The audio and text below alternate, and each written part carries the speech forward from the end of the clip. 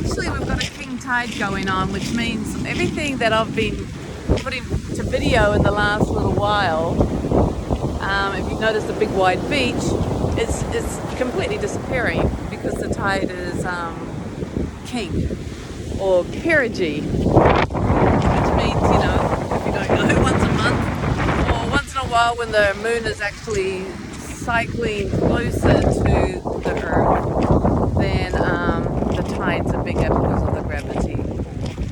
So there you go, a little bit of information for you.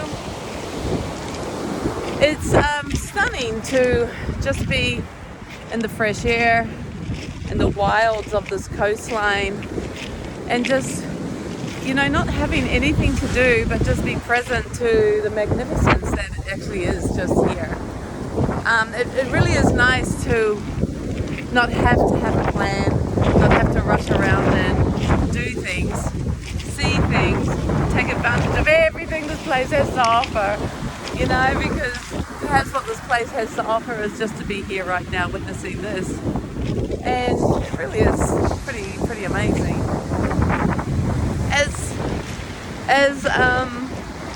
As a teacher of meditation, one thing I want to share with you is what's really beautiful is how your eyes closed practice of meditation, which is the traditional way of closing your eyes and watching your mind move, which is usually through a technique that your meditation practice is giving you, is how it can be brought into your eyes open experience too. So to live in this underlying experience of contentment and reality of everything is not an eyes closed practice only. It doesn't make sense if that was the goal of meditation, right? Because that means, you know, your goal of meditation would be to have your eyes closed, and that's where your peace exists. Well, that's not true. You cut out the stimuli so you can practice more with your eyes closed, but your eyes open is where you engage in life. And so to live in the harmony and existence of perfection now with your eyes open is actually what meditation practice is all about. So how are you doing with experiencing perfection and harmony as you go about your life or your day or your week? How are you doing with that? And of course, that's always the age-old question, you know, where is this peace? Where is this harmony? How do I get it? What is the reason for my life? What is the purpose of my life? Who am I? Why am I here? I just looked up and saw blue sky. I actually didn't go to another bay right now because I thought it was going to pour with rain, but now I'm seeing the blue sky, which is amazing. Look at that. So the question, who am I and what is the meaning of my life, is something that kind of fed me all of my life. I was constantly in search for that meaning, and it's been a great pulling of my heart or tool to propel me into questioning what most people would think of as normal. Work from 9 to 5 and come home and rest and do it all again. And on my path, that wasn't normal. I didn't want that to be normal. So it's green, so I picked it up. I didn't believe that was the essence or the purpose of my life. So I started looking for the deeper meaning of who am I and why am I here.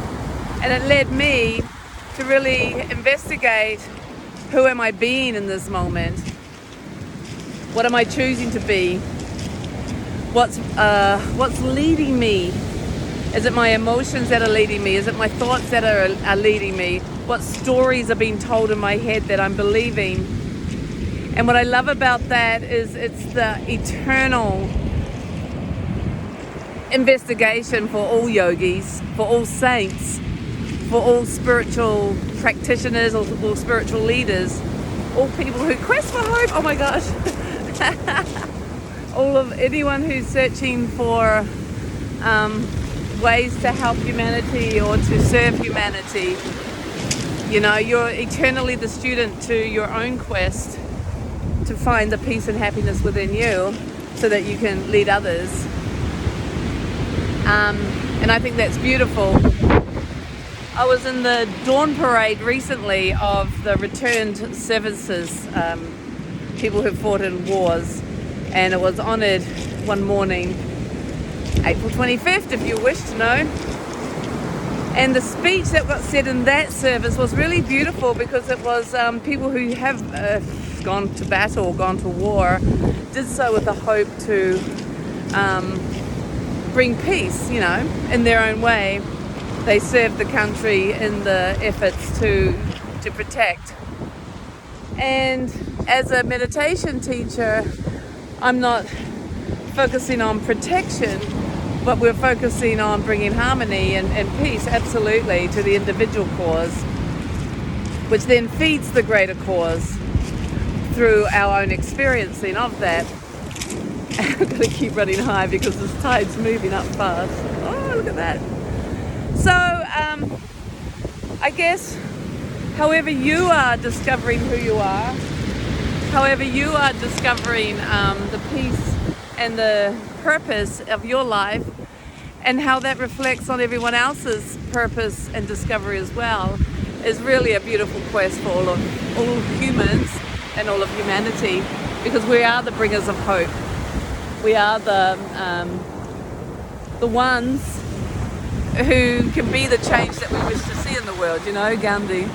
So keep doing what you're doing and make it a living, real experience that you can share with others.